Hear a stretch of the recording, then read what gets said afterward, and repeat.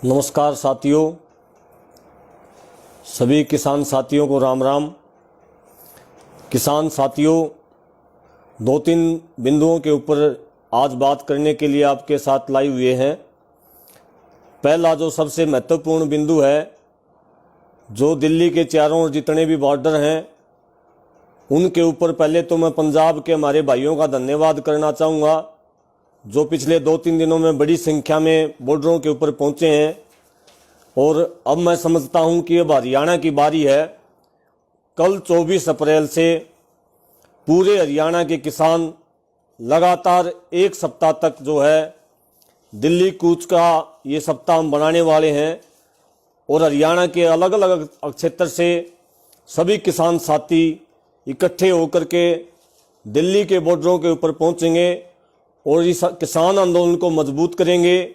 और मेरा सभी हरियाणा के किसान साथियों से निवेदन है कि अपने अपने गांव के अंदर दोबारा से आप मीटिंगें करें, दोबारा से गांव को इकट्ठा करें और दिल्ली के बॉर्डरों पर आने की व्यवस्था आप लोग करें। और इस व्यवस्था के साथ साथ दूध, लस्सी और सब्जी पहुंचाने की व्यवस्था भी दोबारा से, अगर किसी गांव के अंदर चंदा खत्म हो गया तो दोबारा से चंदा करने की व्यवस्था करें। किसान की फसल आई है और हमारे यहाँ परंपरा है कि फसल का कुछ हिस्सा हम मंदिरों के अंदर देते हैं। और अब की बार मैं निवेदन करूँगा कि फसल का अपना जो हिस्सा हम मंदिरों के अंदर, गुरुद्वारों के अंदर देते हैं, धर्म के अंदर लगाते हैं। टिकरी बॉर्डर या जो कुंडली बॉर्डर है, जहाँ हमारे किसान साथी बैठे हैं, मजदूर साथी बैठे हैं, अब की बार मैं निवेदन करूँगा कि फसल का वो हिस्सा जो हम धर्म में लगाते हैं, इससे बड़ा धर्मस्थल कोई नहीं है। अपने अपनी फसल का कुछ हिस्सा इन बॉर्डरों के ऊपर किसानों की मदद के लिए, मजदूरों की मदद के लिए जरूर लगाएं और इस किसान आंदोलन को मजबूत करें। दूसरा जो सबसे महत्वपूर्ण बिंदु है, एक महामारी जो चली हुई है, कोरोना नाम की जो महामारी, और सरकार का ये प्रयास है कि इस बीमारी के आड़ में इस आंदोलन को तोड़ने का प्रयास सरकार कर रही है। जिस प्रकार की बयानबाजी सरकार कर रही है, कहीं ना कहीं बहाना सरकार लेना चाह रही है इस बीमारी का। लेकिन मैं आप सबको बता दूं कि संयुक्त किसान मोर्चे के नेताओं की मीटिंग कुछ अधिकारियों के साथ कल यहाँ हुई थी और उसमें कुछ बिंदु डिसाइड हुए हैं। पहली बात तो ये डिसाइड हुई है कि हम जो है किसी प्रकार की टेस्टिंग सरकार से हमारे धरनों के ऊपर नहीं करवाएंगे। ऑलरेडी 5 महीने से हमारा आंदोलन चल रहा है और ये इस आंदोलन के द्वारा जो मेडिकल सुविधाएं हैं, मैं समझता हूं कि किसानों ने इस देश की सबसे बढ़िया मेडिकल सुविधाएं धरनों के ऊपर दी हैं। हर धरने के ऊपर, चाहे कुंडली बॉर्डर हो, चाहे टिकरी बॉर्डर हो, चाहे गाजीपुर बॉर्डर हो, हमारे अपने मेडिकल स्टोर खुले हुए हैं, हमारे अपने हॉस्पिटल खुले हुए हैं और हम वहां रेगुलर हमारे किसानों का चेकअप कर रहे हैं। किसी प्रकार का आज तक एक भी कोरोना का कोई मरीज हमारे किसानों के बीच में नहीं मिला है। तो इसलिए पहला तो ये है कि हम किसी भी प्रकार से सरकार की झूठी मशीनों से अपनी टेस्टिंग नहीं करवाएंगे। हमारी मेडिकल सुविधा जो जिस प्रकार से पहले से चल रही है उसी प्रकार से चलती रहेंगी। अगर किसी को कोई वायरल बुखार है, खांसी है, जुकाम है, उसका प्रॉपर ट्रीटमेंट हम लगातार पिछले महीनों से भी कर रहे हैं और आगे भी करते रहेंगे। हमें किसी भी प्रकार से सरकार के षड्यंत्र से घबराना नहीं है।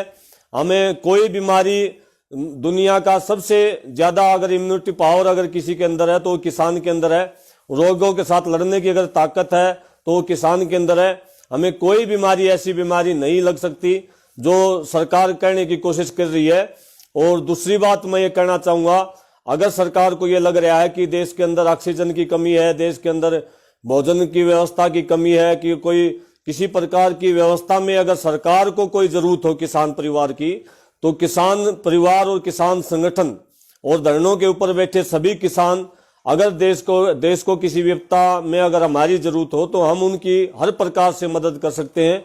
और ज्यादा निवेदन मैं उन मजदूर साथियों को करना चाहूंगा जो पहले भी लॉकडाउन के दौरान हमारे हजारों मजदूर साथियों को पैदल चलना पड़ा था। देश के अलग अलग क्षेत्र से दूर दूर तक पैदल चल के जो साथी गए थे, बहुत सारे साथियों को भूखमरी का सामना करना पड़ा था। हजारों मजदूर साथी लॉकडाउन के दौरान केवल इसलिए मारे गए क्योंकि उनको समय पर भोजन नहीं मिला। मैं उन सभी मजदूर साथियों को निवेदन करना चाहूंगा किसान परिवार की ओर से, जिस भी मजदूर साथी को यह लगता है कि उसकी फैक्ट्री बंद होने वाली है या कोई कार्य जो भी वो कर रहे हो बंद होने वाला और उसको कोई क्षेत्र छोड़ के जाना है, तो मैं आप सबसे हाथ जोड़ के निवेदन करूंगा कि आपको कहीं जाने की जरूरत नहीं है। हमारे पास आप चारों बॉर्डर के ऊपर किसान बैठे हैं। आप सभी मजदूर साथी हमारे पास आओ, आपके रहने का खाने की व्यवस्था हम लोग करेंगे, चाहे महीना रहना, 2 महीना रहना, 3 महीने रहना, आपके मेडिकल का आपका सब प्रबंध हम लोग करेंगे। आपका पूरे परिवार की देखभाल हम लोग करेंगे। हमें जरूर मौका ये किसान परिवार को दे, कोई भी प्रवासी साथी, हम आप सब का जो देशवासियों का सब कोई भी प्रवासी साथी अगर आना चाहे तो किसान परिवार आप सबका स्वागत करेगा और इस आंदोलन को मजबूत करने में आपका सहयोग भी रहेगा और हमें आपकी सेवा करने का एक मौका भी मिलेगा और इस देश की सरकार को यह दिखाने का भी मौका मिलेगा कि किसान परिवार ही इस देश को बचा सकता है। चाहे वो महामारी की बात है, चाहे वो किसी भी प्रकार की समस्या की बात है, किसान परिवार इस देश के साथ में खड़ा आपको मिलेगा। आप सभी साथियों से दोबारा से निवेदन है, कोई साथी कहीं भी जाने की जरूरत नहीं है। दिल्ली के चारों ओर हम बैठे हैं, आप लोग यहाँ आए, आपके भोजन की रहने की व्यवस्था हम लोग करेंगे। और आखिरी बात यह है मेरी कि हरियाणा के अंदर जो बीजेपी के जो प्रदेश अध्यक्ष हैं ओम प्रकाश धनखड़ जी, उनका एक प्रोग्राम 25 तारीख को जींद के अंदर रखा गया है और सभी किसान संगठनों ने और सभी खाप पंचायतों ने हरियाणा की ये फैसला किया है कि हम ओपी धनखड़ का विरोध करेंगे। इसलिए आप सभी साथियों से मेरा विनम्र निवेदन है कि 25 तारीख को जींद के अंदर ज्यादा से ज्यादा संख्या में, बहुत बड़ी संख्या में आप लोग पहुंचे और जो बीजेपी का जो प्रदेश का अध्यक्ष है उसका हम विरोध करेंगे। निश्चित तौर पर हम उसको जींद में नहीं घुसने देंगे। आप सभी साथियों से ये निवेदन है कि 25 तारीख को बड़ी संख्या में आए, क्योंकि कम संख्या में अगर किसान आते हैं तो मुकदमे दर्ज होते हैं, लाठीचार्ज की भी संभावनाएं रहते हैं। तो हमारा प्रयास ये है कि उस दिन हजारों की संख्या में किसान इकट्ठे हों। आप सब साथियों को राम राम करता हूं। जय किसान साथियों।